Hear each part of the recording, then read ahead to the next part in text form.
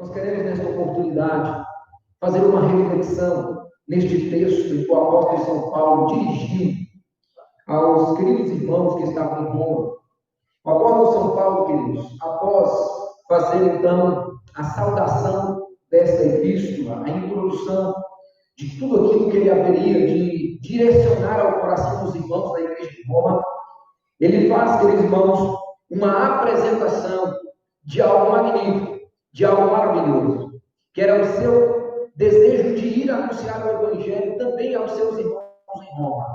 Ainda que ele mesmo não era o fundador da igreja de Roma, ele tinha em seu coração o desejo de poder, conforme a soberania de Deus, ir ao encontro desses irmãos em Roma. E então, nesta ocasião, nesta oportunidade, poder então comunicar a eles o evangelho do nosso Senhor Jesus Cristo.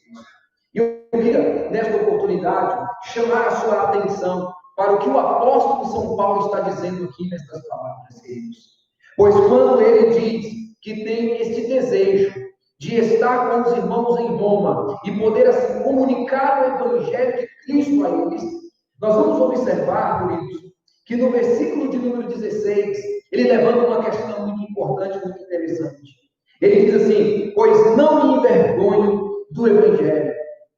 E é interessante nós indagarmos o porquê que o apóstolo São Paulo levanta essa situação.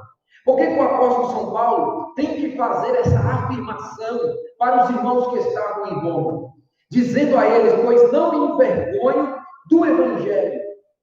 Nós precisamos de fato olhar para isso nessa oportunidade, refletir sobre isso nessa ocasião, pois o apóstolo São Paulo, queridos irmãos, ele tinha uma intenção, ele tinha um objetivo, ele tinha um propósito nessas palavras, quando ele estava ali escrevendo sob a inspiração do Espírito Santo de Deus.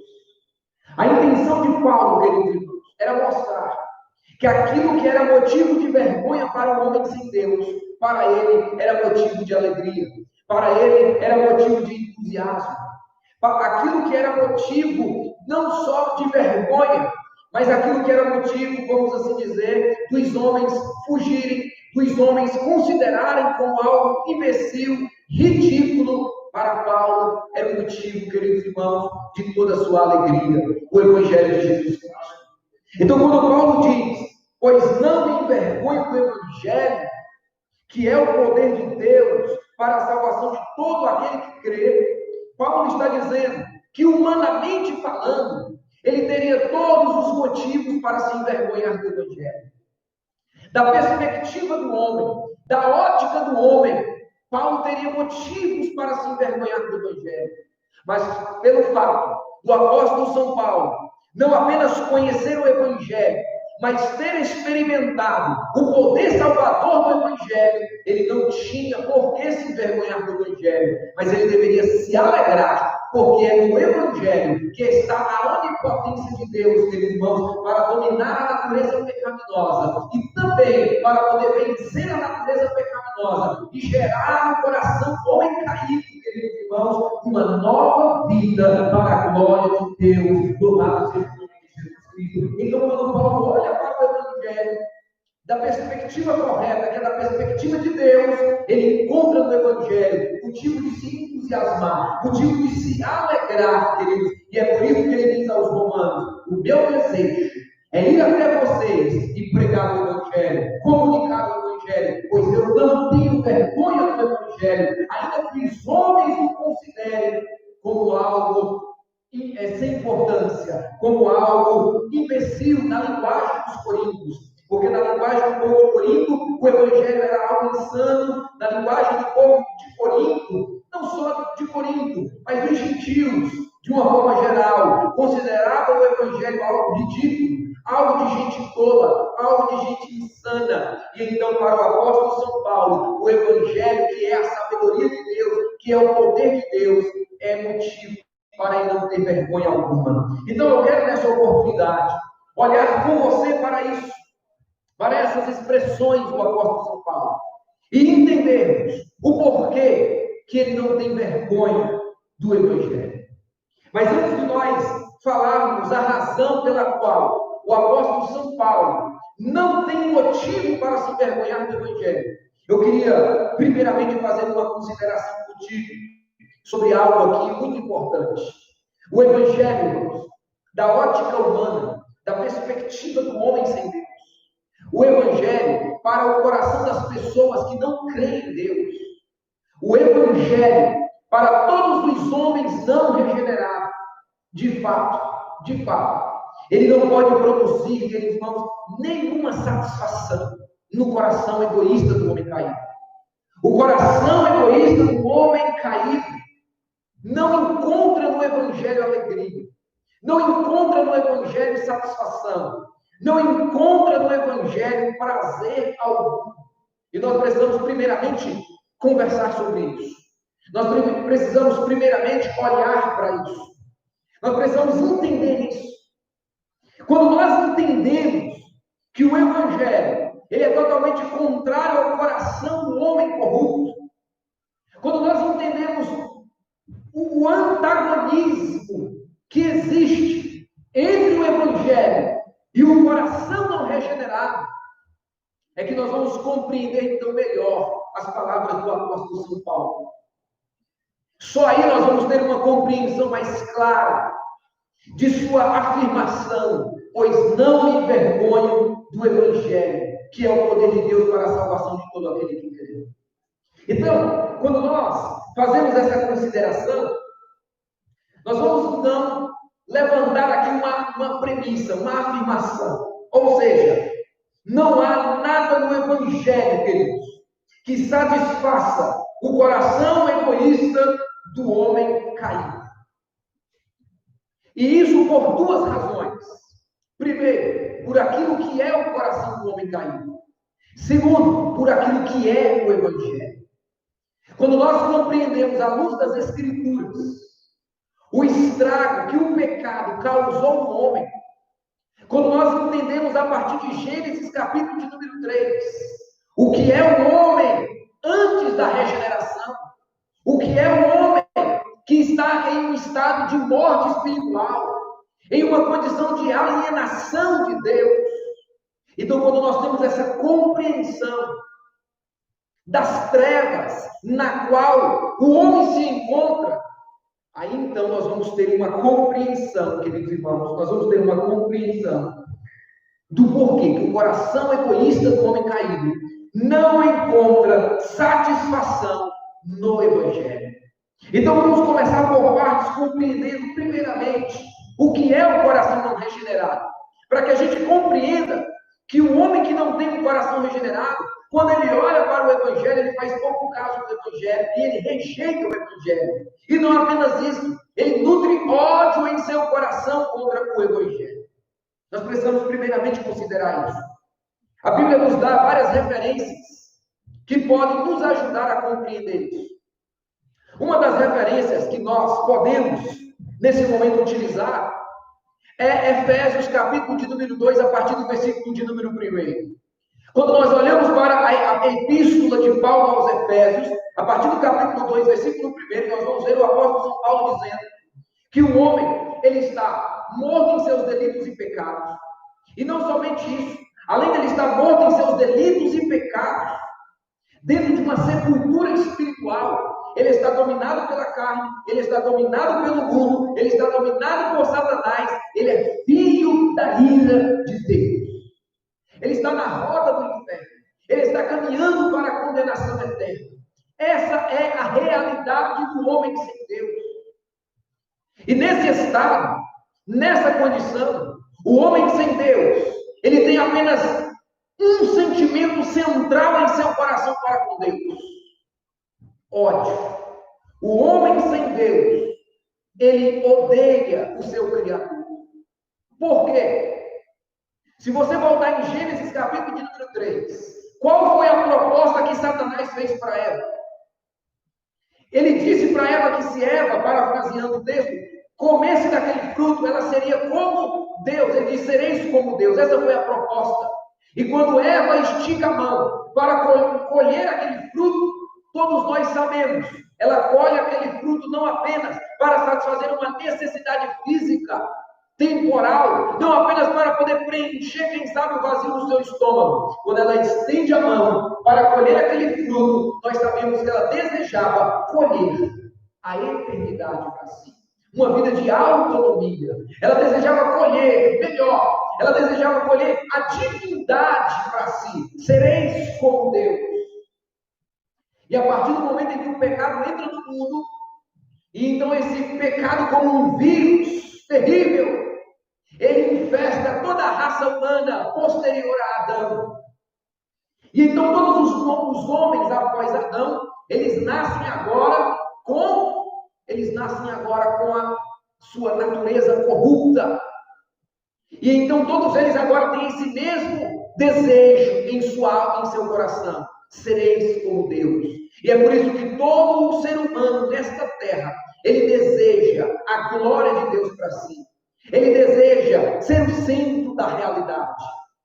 Ele deseja ter um trono à altura do trono de Deus.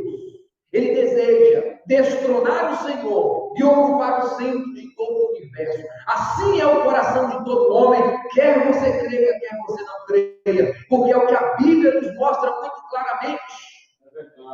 A Bíblia diz isso muito claramente. Quando nós vamos, por exemplo, para Romanos, capítulo de número 8, a partir do versículo de número 6, Paulo deixa isso ainda mais claro para nós ao dizer o seguinte: porque o pendor da carne dá para a morte. Ele vai dizer isso, mas o Espírito para a vida e paz. Por isso o pendor da carne é inimizade contra Deus, pois não está sujeito à lei de Deus, nem mesmo pode estar. Portanto, os que estão na carne não podem agradar a Deus. O que Paulo está dizendo aqui? Aqueles que estão na carne são aqueles que não são regenerados, aqueles que não nasceram de novo, que ainda estão debaixo da culpa e da condenação do pecado original de Adão, e que estão debaixo de culpa e condenação pelos seus próprios pecados. Essa é a realidade do homem.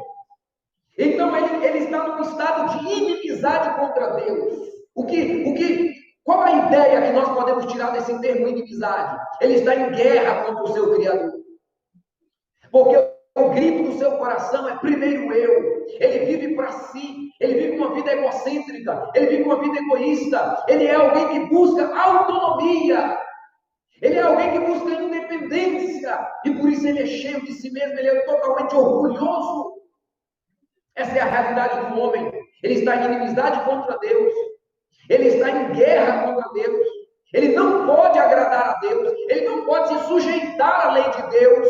Ele é totalmente antagônico ao seu Criador. Ele é totalmente contra o seu Criador. Então, é por isso que eu estou afirmando a vocês, com base nessa primeira premissa, não há nada no Evangelho que possa satisfazer o coração do homem não regenerado. Porque ele está nesse estado, ele está nessa condição. O seu coração deseja a glória de Deus para si. Ele deseja realizar essa usurpação. E é por isso que você vê as pessoas tentando se projetar sobre alguma coisa para que eles sejam aplaudidos, reconhecidos, para que eles possam, de alguma forma, serem vistos e, de alguma forma, serem laureados pelas pessoas. Esse é o desejo do coração humano. É isso que os homens estão buscando. E é por isso que as pessoas, então, elas querem se projetar sobre os seus próprios talentos. Elas querem se projetar sobre sua vida profissional. Elas querem se projetar sobre os recursos financeiros. Elas querem se projetar sobre alguma coisa para que elas possam ter alguma glória para si. Pode ser a pessoa mais pobre. Você vai conversar com ela. Se ela souber fazer um corte num papel bem feito, ela vai mostrar para você e falar: olha como eu sou bom. O ser humano tem essa sede. O ser humano tem essa fome de querer se projetar. E é por isso que Calvino dizia, que o coração do homem é uma fábrica de ídolos. Por que o coração do homem é uma fábrica de ídolos? Porque tudo que ele busca como um meio para se projetar, ele faz disso o seu Deus, a sua fonte de alegria, a sua fonte de satisfação.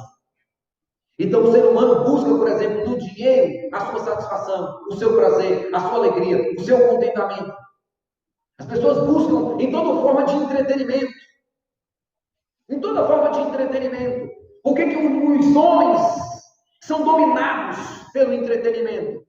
Porque o entretenimento, quando usado de forma desmedida, quando a pessoa tem uma relação de dependência com o entretenimento, essa pessoa, de fato, ela está fazendo o entretenimento o seu Deus, a sua fonte de alegria, a sua fonte de vida. E tudo isso o homem realiza, irmãos, na intenção.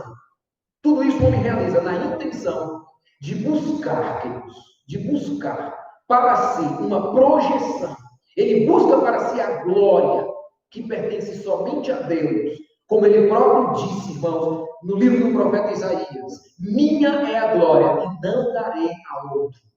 O próprio apóstolo São Paulo, nessa mesma epístola, no capítulo de número 11, no versículo de número 36, ele disse o que, irmãos?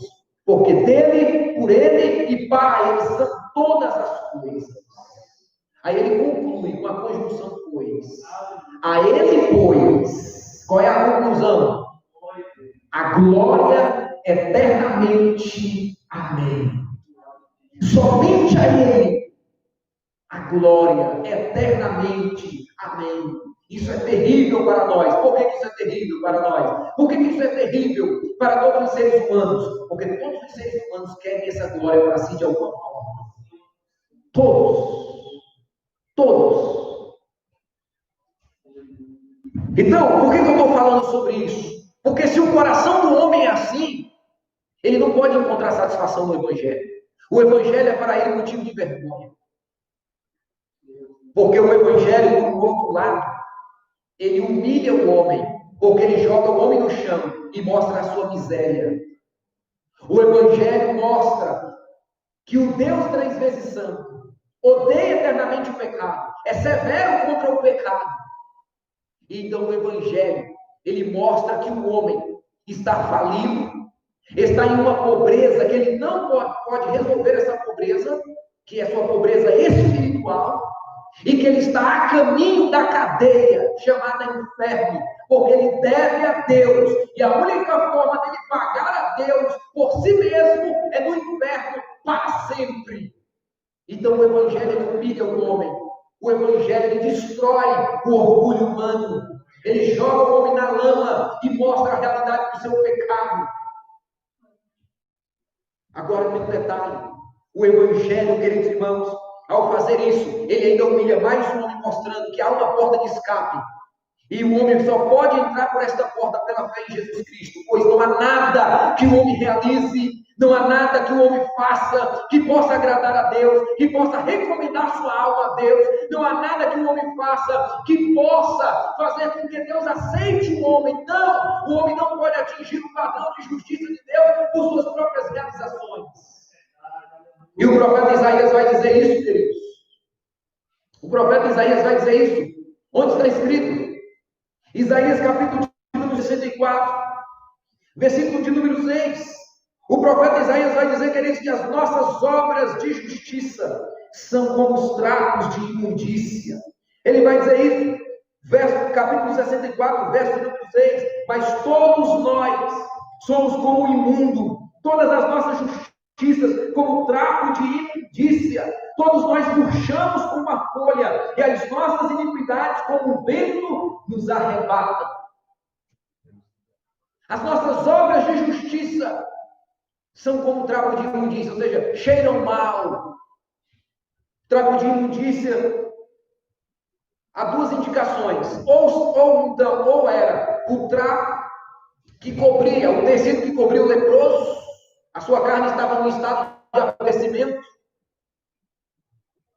pus, carne podre, enrolava-se com faixa, e essa faixa, então, muitas vezes desprendia-se. Então, aqui, há estudiosos que dizem, afirmam que poderia ser esse tecido, ou mesmo um outro tecido, aquele que as mulheres usavam em seus dias, e que posteriormente era jogado fora, e que também, então, posteriormente entrava no estado de putrefação. O que ele está querendo entrar, a imagem que ele está tentando construir, o profeta Isaías, dizer que as obras de justiça são como trapo de imundícia, a imagem que ele está tentando construir para nós é que aquilo que você tenta fazer de bom para agradar a Deus e conquistar uma aceitação diante de Deus, cheira mal para Deus. Então o Evangelho nos humilha, porque ele mostra que toda tentativa religiosa do homem é totalmente reprovada por Deus. Cheira mal diante de Deus. Então o Evangelho nos humilha, porque ele mostra que a glória da salvação também pertence a Deus, porque de fato o homem só pode ser salvo pela fé em Cristo Jesus.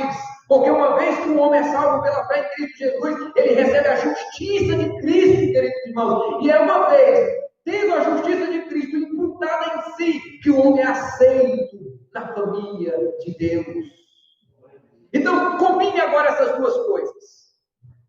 Combine essas duas coisas. Pense aí no Evangelho, nessas características. Eu fiz uma descrição por cima do Evangelho.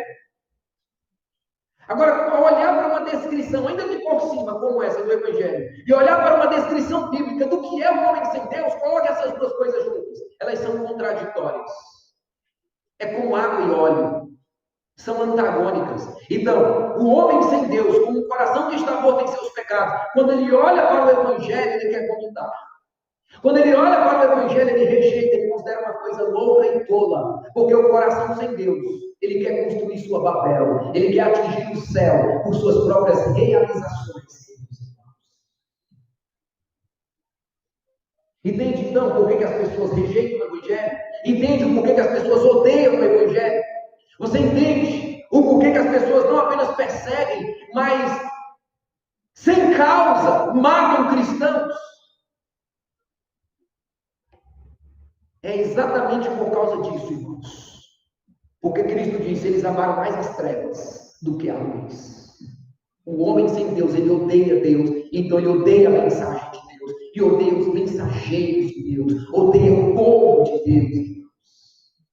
Então, o coração não regenerado, ele não encontrará satisfação alguma jamais do Evangelho. E por que eu estou iniciando com essa abordagem? Por que eu estou chamando a sua atenção para essa premissa, para esta frase? Porque nós precisamos agora olhar para o que Paulo está dizendo. O que Paulo está dizendo? Olha como é magnífico agora. Olha como nós podemos agora ampliar o nosso entendimento das palavras de Paulo, partindo dessa análise.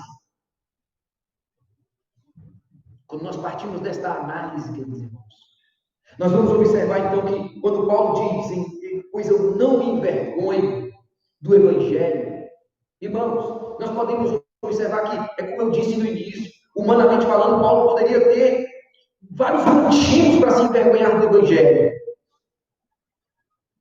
Porque vamos observar o que foi que o Evangelho deu a Paulo. O que foi que a causa de Cristo trouxe a Paulo no que diz respeito à sua vida entre os homens. Quando os homens olhavam para o apóstolo São Paulo, qual era o resultado do Evangelho na vida de Paulo? Ele foi preso, ele foi perseguido, o que mais? Ele foi expulso de Cesareia, o que mais, irmãos? Ele foi apedrejado na Galácia. Quando ele escreve sua primeira epístola aos Coríntios, no capítulo de número 4, ele vai dizer que era considerado uma escória do mundo. Escória significa o cascão. Sabe quando você pega uma lata de lixo muito tempo usada, que fica tipo uma crosta dentro daquela lata do lixo? A ideia que Paulo está querendo dizer é que ele era considerado pelos homens de sua época como aquela casca que fica ali dentro daquele vasilhame que recebe o lixo. Ou seja, algo inútil, sem importância, sem valor, algo rejeitável.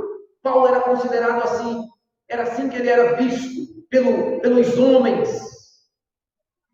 Então, olha o que o Evangelho deu a Paulo, queridos irmãos. São essas coisas.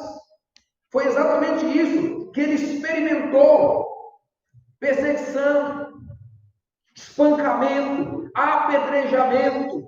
Todas essas coisas. Ele foi chamado de louco em Corinto. Entre outras coisas que ele experimentou durante sua caminhada terrestre. Isso foi o que o Evangelho, durante o tempo da peregrinação de Paulo aqui desse outro lado do céu, deu a ele, irmãos.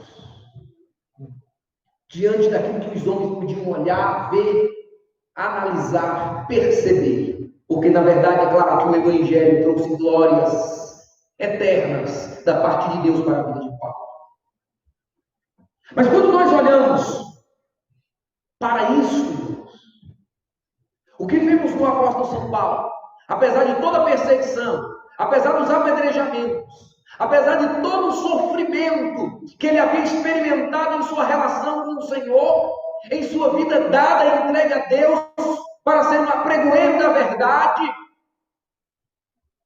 ele agora vira, queridos irmãos, diante de todo esse cenário, diante de toda essa realidade de sofrimento e dor, lágrimas, suor e sangue, diante de toda essa realidade, nós vamos observar, ele está escrevendo aos Romanos, e ele está dizendo, olha, quando eu for aí, eu vou pregar esse Evangelho. Eu vou pregar esse Evangelho, porque eu não me envergonho do Evangelho, que é o poder de Deus para a salvação de todo aquele que crê. Louvado seja o nome de Jesus. O Evangelho deu essas coisas a Paulo, dentro de uma perspectiva, de uma análise mais próxima que as pessoas tinham ali. Ele chegou a dizer aos Gálatas, eu trago em meu corpo as marcas de Cristo. A palavra marcas, no original, quer dizer estigmatas, que significa, sabe o quê? Marcas físicas. Ele tinha marcas físicas. Ele tinha marcas de apedrejamento. Ele tinha marcas dos açoites. Ele tinha marcas diversas em seu corpo. E ele diz, desde agora nem me inquietes, porque eu trago no meu corpo as marcas de Cristo. Ele era um homem marcado literalmente, fisicamente, pela causa do Evangelho, mas por causa desse Evangelho, que o levou a ter todas essas marcas, todas essas cicatrizes. Ele está dizendo, manda esse Evangelho, eu vou aí pregar a vocês. Eu vou aí vou pregá-lo, porque eu não me envergonho desse Evangelho. Queridos irmãos, o que para uns é motivo de vergonha, para Paulo era motivo de entusiasmo, alegria. O coração de Paulo fervilhava. Louvado seja o nome do Senhor Jesus Cristo. Louvado seja o nome de Jesus Cristo. Então, amados, eu não sei se essa transmissão está acontecendo pelo canal da igreja ou pelo outro canal. Vamos colocar lá no canal da igreja. Dá um pouco para nós. O canal da igreja não está. Amém. Então, deixa eu ver. Aqui está aparecendo, né? Mas amém. Então, amados irmãos, veja bem, vamos fazer agora uma análise, entrando no texto, o porquê que ele não se envergonhava. Porque o próprio texto nos dá as respostas. O próprio texto nos dá essas respostas. Isso é maravilhoso. Leia comigo o versículo de número 16. Quando ele diz, pois não me envergonho do Evangelho. Olha a primeira resposta. Porque é o poder de Deus para a salvação de todo aquele que crê. É o poder de Deus para a salvação de todo aquele que crê. Então, a primeira razão pela qual os sofrimentos todos que Paulo passou, apedrejamentos, expulsão, rejeição, ser chamado de louco, ser considerado a escória, todo esse sofrimento, todas essas situações que o apóstolo enfrentou por ser um apregoeiro do Evangelho, não lhe detiveram, não lhe pararam os pés. Sabe por quê, queridos? Porque ele sabia muito claramente que o Evangelho era o poder de Deus para a salvação de todo aquele que crê. Essa é a primeira razão. Irmãos, o apóstolo São Paulo, quem era ele? Antes do Evangelho de Cristo, ele era um perseguidor ferrenho da igreja, ele era um religioso, que produzia muitas obras de justiça, que eram todas elas como o tráfico de imundícia, mas ele era tão cego, que ele não sabia disso. Ele tinha um coração altamente orgulhoso, ele era cheio de si mesmo, ele estava construindo a sua torre de Babel, ele estava tentando ser aceito por Deus, por suas próprias obras, e por isso ele odiava o Evangelho, o seu coração rejeitava o Evangelho, e ele então lançava cristãos na prisão, ele pegava um pouco os crentes, filhos de Deus, e os lançava no cárcere. Ele consentia em todas as atrocidades que eram feitas contra os irmãos. Inclusive, ele esteve ali presente na morte de Estevão. Ele foi testemunha, ele consentiu na morte do primeiro mártir da igreja, a saber, Estevão. Então, amados irmãos, o que vemos aqui?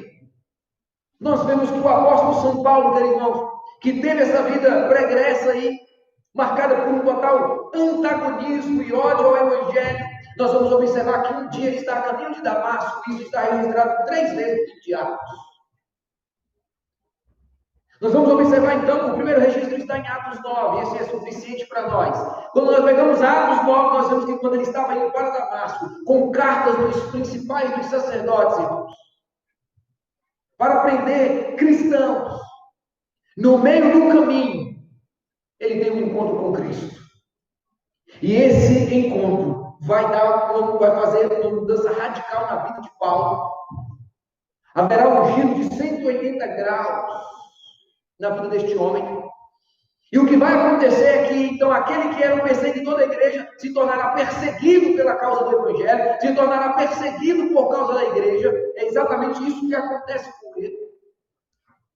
E é exatamente por ter experimentado essa realidade, por ter conhecido o Evangelho de Cristo de todas as formas possíveis, é que agora ele está fazendo essa afirmação: não me envergonho, porque ele conhece o poder de Deus no Evangelho. Porque ele experimentou esse poder, queridos irmãos, em sua própria vida. Em sua própria vida, ele foi liberto de cadeias. Ele estava a caminho do inferno. Ele estava dominado por uma cegueira espiritual que é difícil nós denominarmos.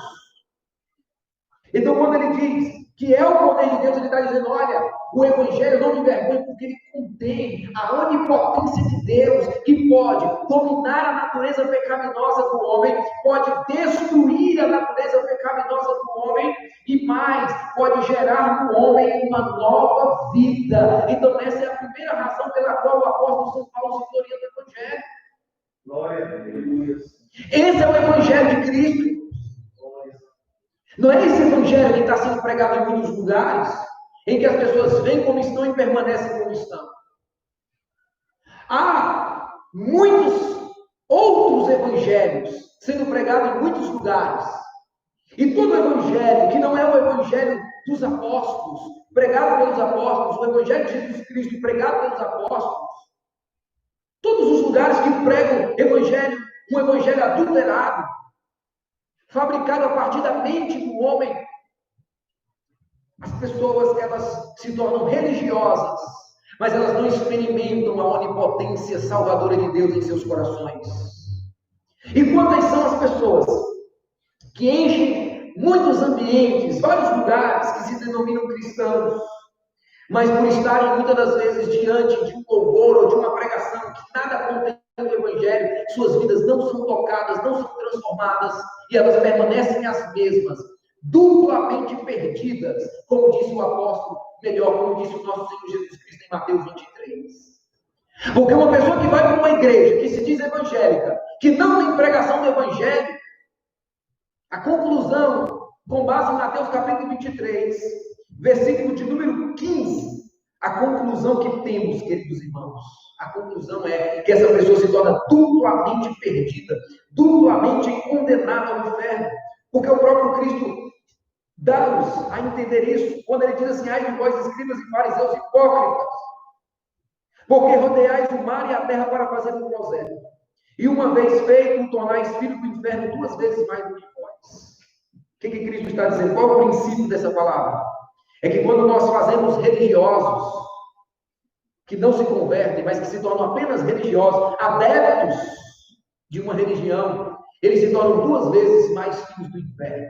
Essa é a conclusão. Então toda a igreja que prega o evangelho adulterado, ela está causando um dano às almas inimaginável, porque a pessoa já está perdida lá fora no inferno.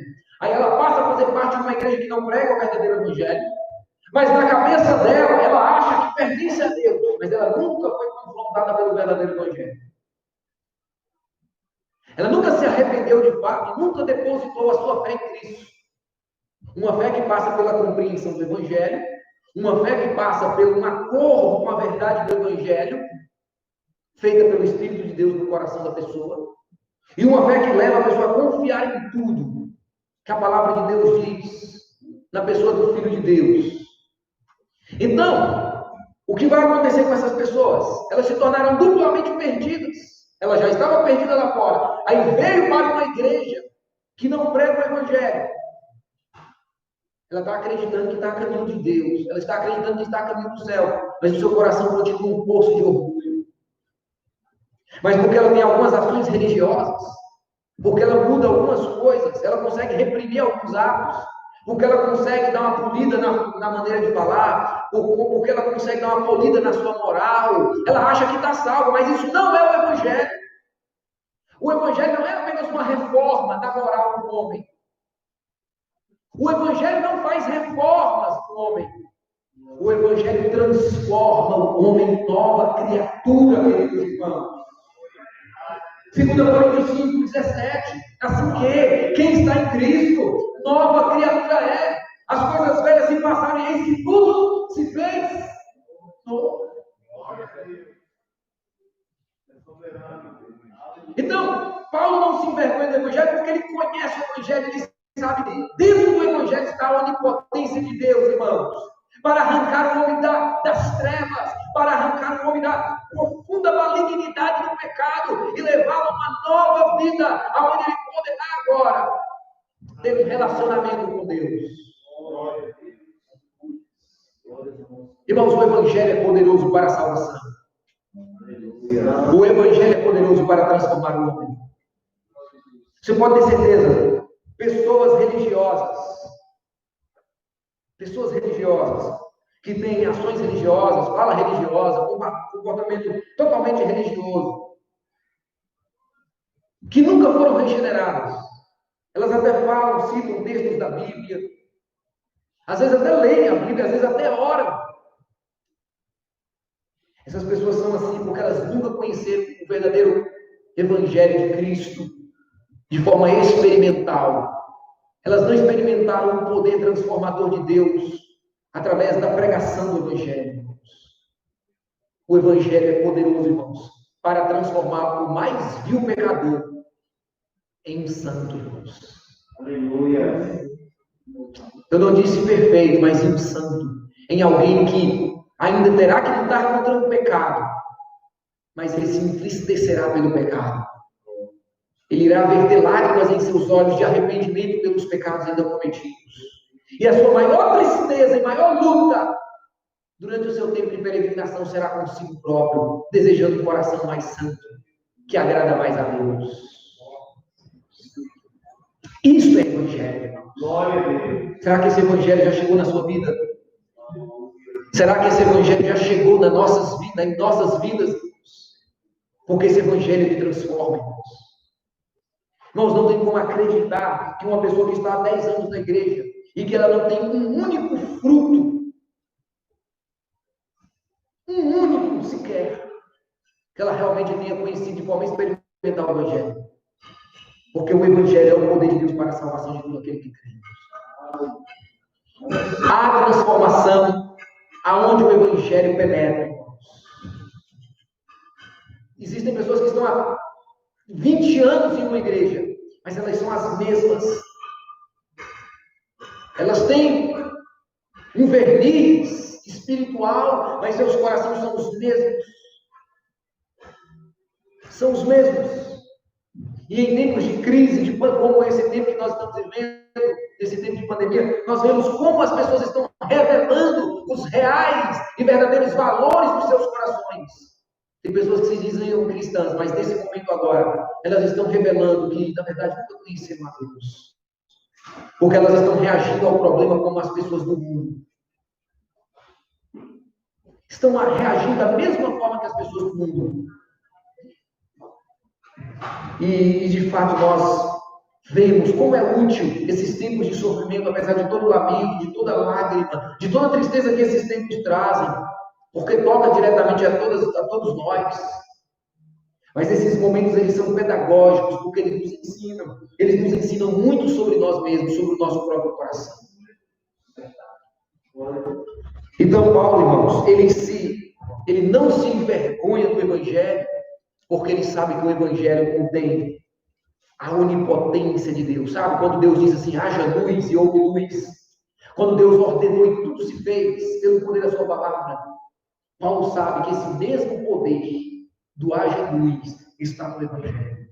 Deus pode pegar um coração tenebroso, totalmente em trevas, e fazer brilhar a luz de sua presença dentro desse coração.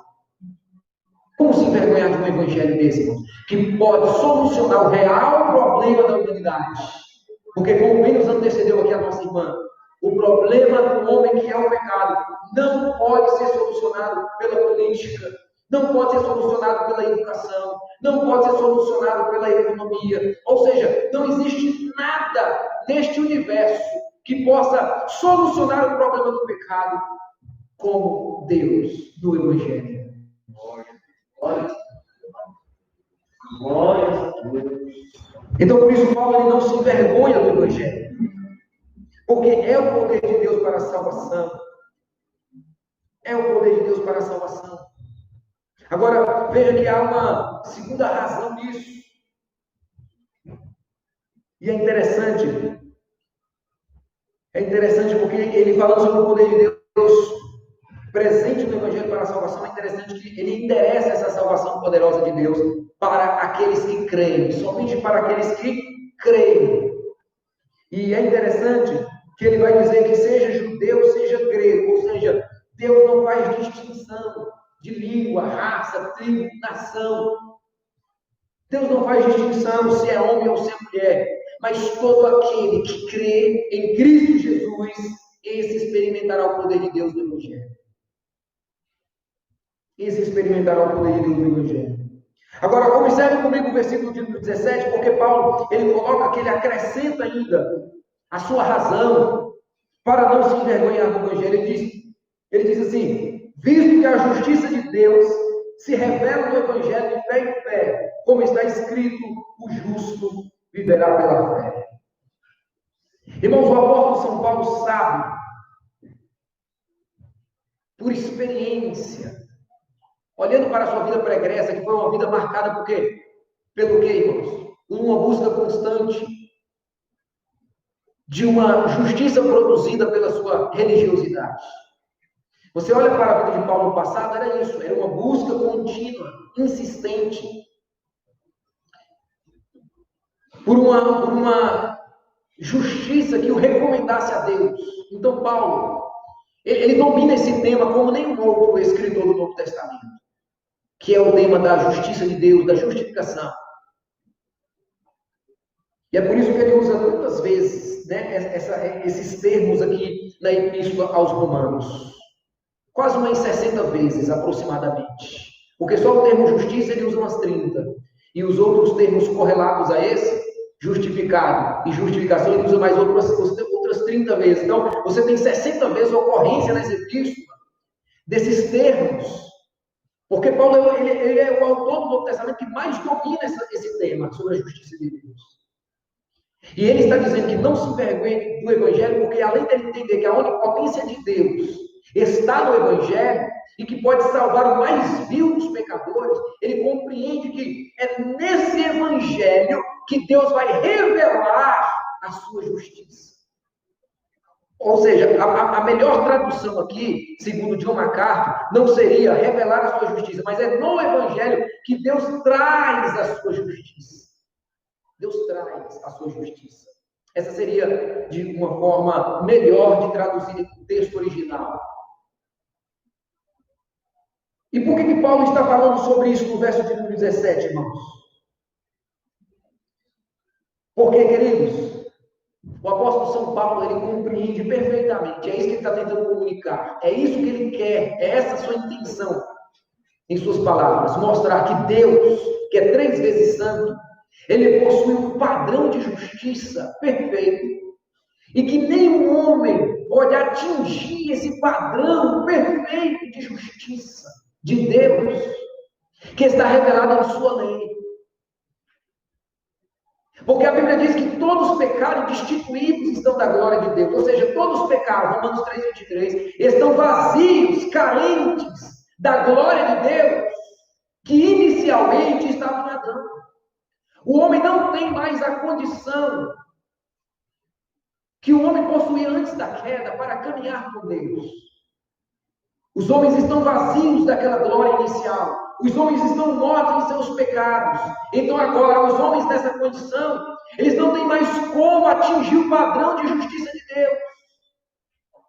E Paulo está dizendo, eu não me envergonho do Evangelho, porque no Evangelho Deus traz essa justiça ao homem, através da pessoa bendita do seu Filho Jesus Cristo. E quando o homem, pela fé, baseado na graça de Deus, quando o homem abraça Jesus Cristo, o homem então recebe essa justiça divina. Ele é vestido da justiça de Cristo. E então, ele é aceito por Deus agora. É por isso que Paulo se gloria do Evangelho. É por isso que ele não se envergonha do Evangelho. Porque no Evangelho não só temos o poder de Deus para salvar mais um pecador, mas a própria justiça que nós precisamos para sermos aceitos por Deus, o Evangelho nos traz, através da pessoa bendita de Jesus Cristo, queridos. Então, o que nós precisamos para nos apropriar dessa justiça? É o que ele vai dizer. O justo viverá pela fé. Então, irmãos, com base na graça de Deus, quando o homem deposita sua confiança por obra do Espírito Santo de Deus, quando ele deposita sua confiança na pessoa de Jesus Cristo, Deus imputa sobre ele, Deus coloca uma cobertura sobre ele, que nós chamamos de justiça de Cristo. E o homem agora ele se torna aceito diante de Deus, não por aquilo que ele realiza, não por aquilo que ele faz, mas porque ele confia em Jesus, e Jesus transfere a sua justiça para ele. E quando Deus olha para o pecador que está unido espiritualmente com Cristo, Deus olha para o pecador e o recebe com amor. A face da ira de Deus não está mais sobre o pecador que está unido a Cristo, mas somente a face do amor.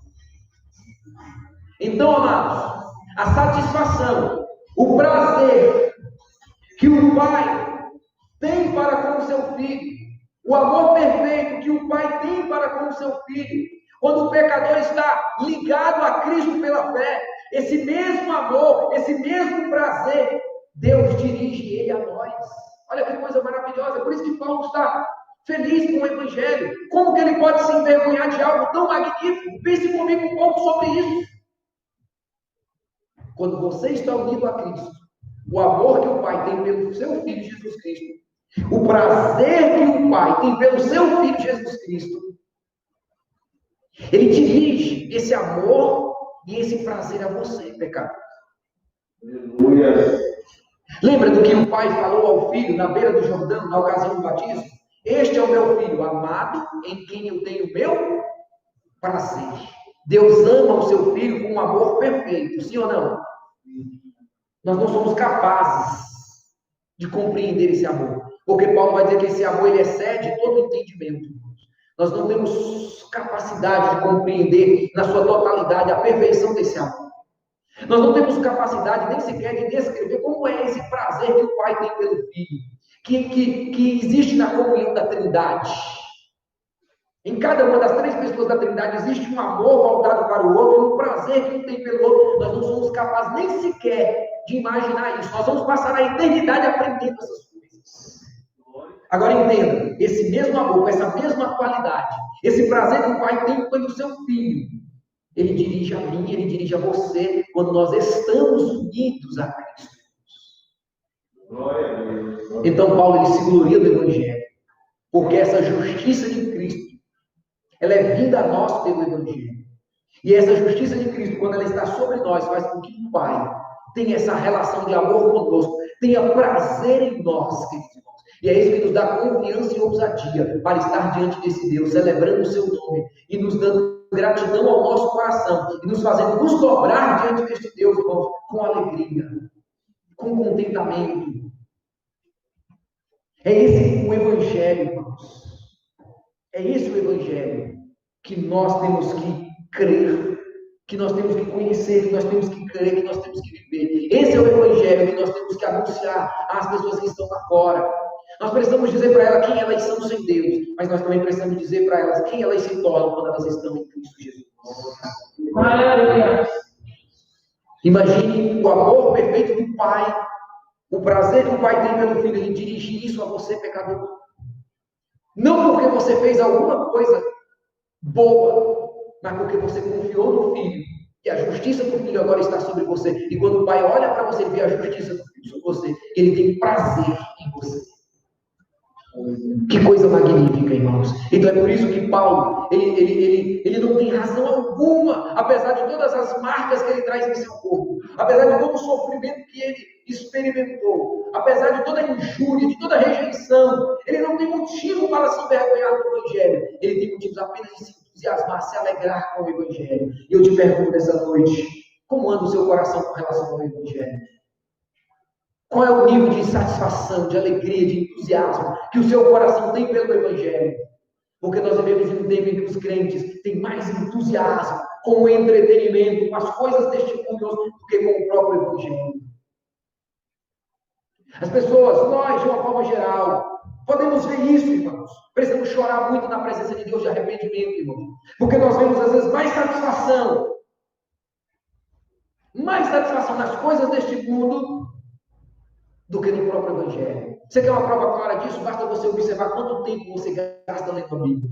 Quanto tempo você gasta estudando o Evangelho.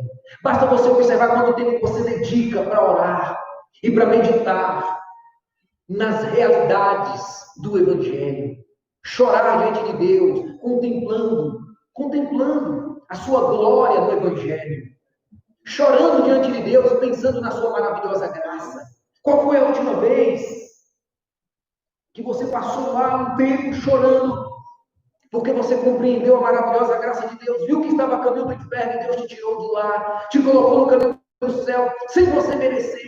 E para isso o filho dele teve que ser alienado da presença dele, naquela cruz, morrendo debaixo da sua ira. Talvez Deus tenha te dado essa experiência magnífica, mas se você não tem passado por essa experiência, você poderia pensar: se isso é tão magnífico, tão maravilhoso, por que eu não busco isso? Por que eu não dou atenção a isso como devia?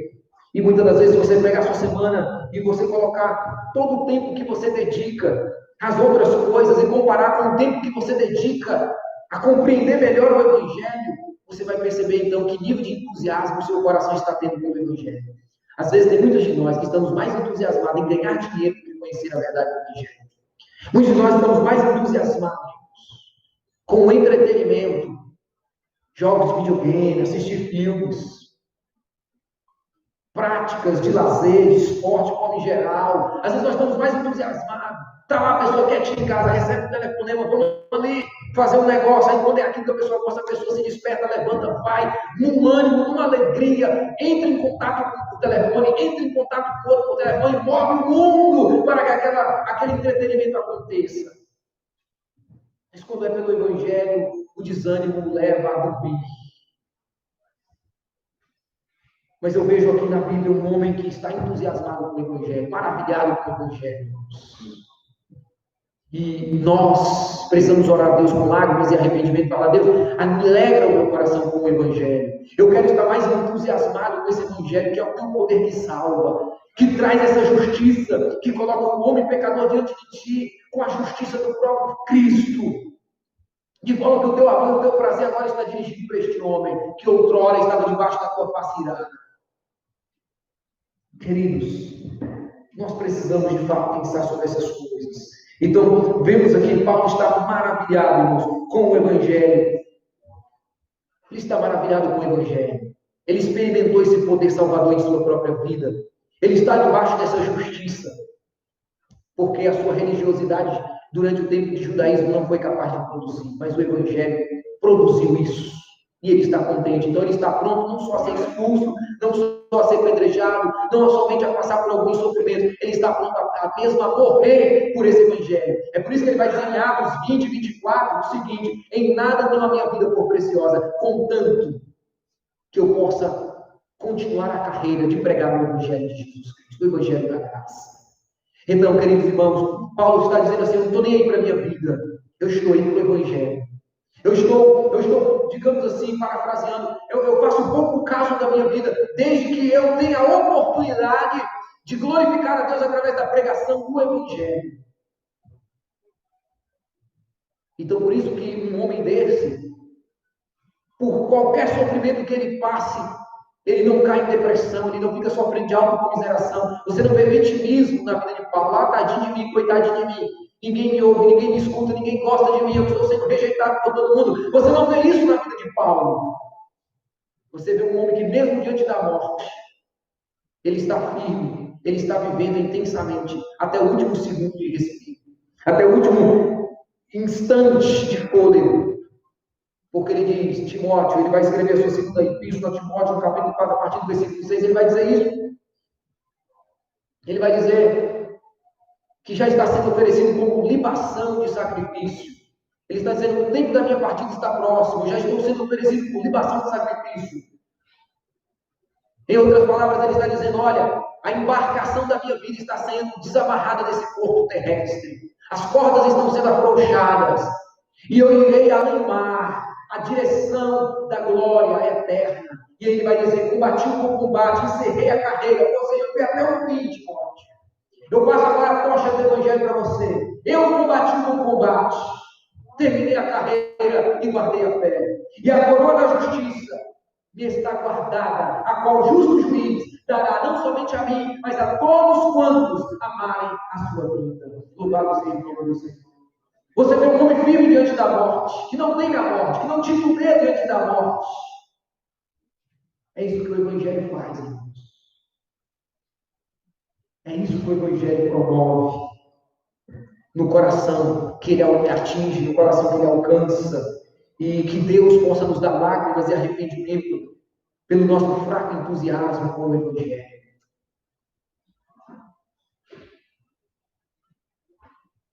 Que Deus possa nos mudar, nos transformar, nos tocar de forma tão profunda com as realidades do Evangelho, que aprenderemos na glória por toda a eternidade. Que Deus nos toque de forma tão profunda, irmão, que mesmo em sofrimentos, quando eles chegarem, eles não sejam capazes de nos abalar, de nos impactar, de forma a nós ficarmos prostrados.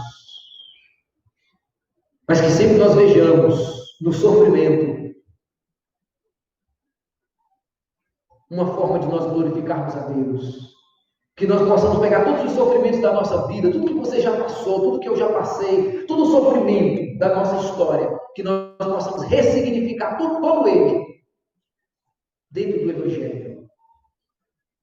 E entender que todas as coisas cooperam para o bem daqueles que amam a Deus e são chamados segundo o seu decreto. Então, amados, que o Senhor possa produzir esse arrependimento em nós, em nome do seu Filho Jesus Cristo. Amém? Para a glória do seu nome.